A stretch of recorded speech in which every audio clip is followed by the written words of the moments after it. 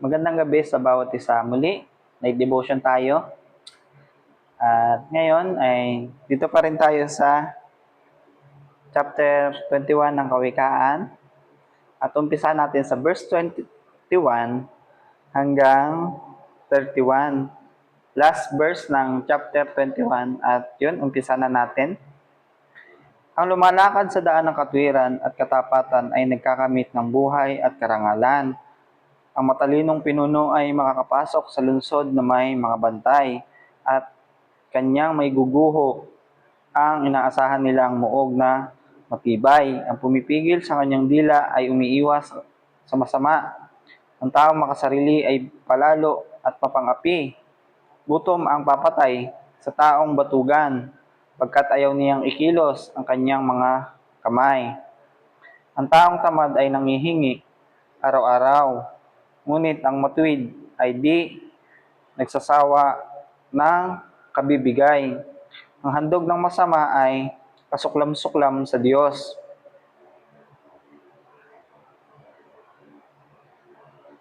Lalo na ang layunin nito ay di kalugod-lugod. Ang patotoo ng sinungaling ay di pakikinggan, ngunit ang salita ng tapat ay pahahalagahan. Alam ng matuwid ang kanyang hinaharap, di tulad ng masama, nagkukunwa, nagpapanggap. Alam ng taong ang kaalaman ng tao, unawa o karunungan ay di makakatulong kung si Yahweh ay kalaban. Ulitin ko lang yung verse 30.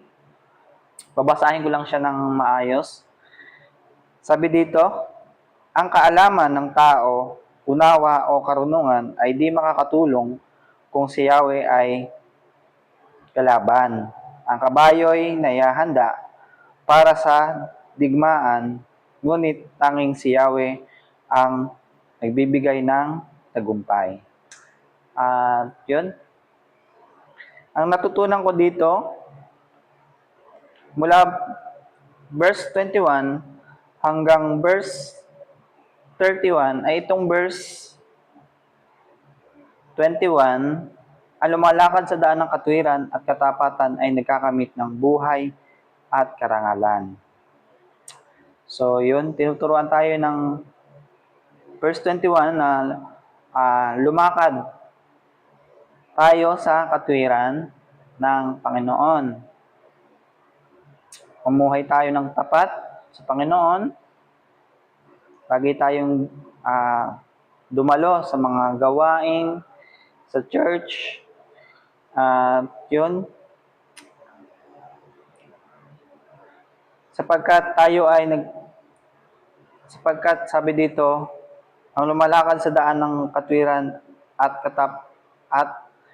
katapatan ay nakakamit ng buhay at karangalan. So yun. Pag ginawa natin daw yun, na lumakad tayo sa daan ng katwiran at katapatan, ay magkakamit tayo ng buhay at karangalan. Buhay na,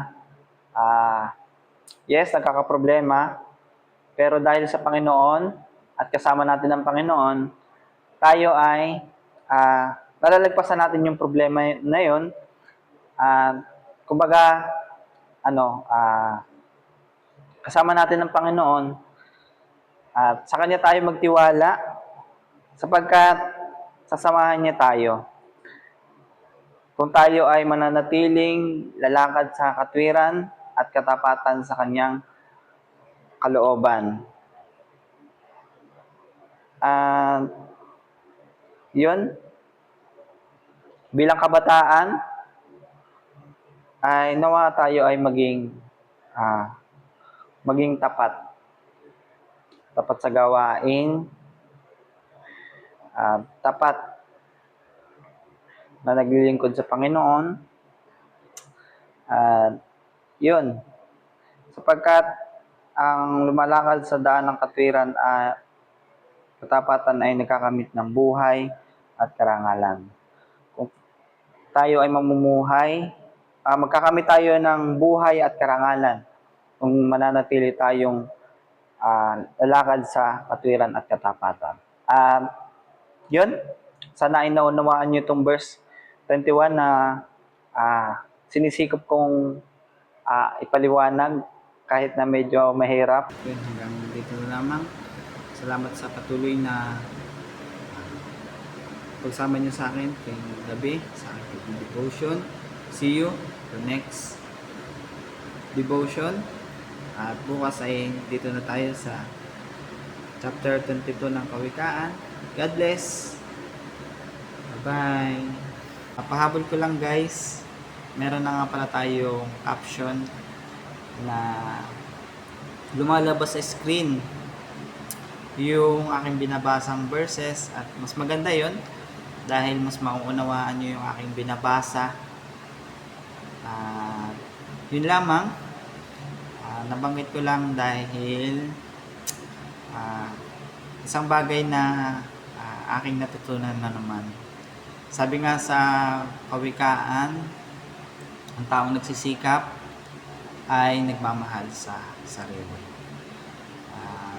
Yun, patuloy tayong magsikap na magbasa ng Bible, at nawa ay patuloy nyo akong samahan sa aking pagdidevotion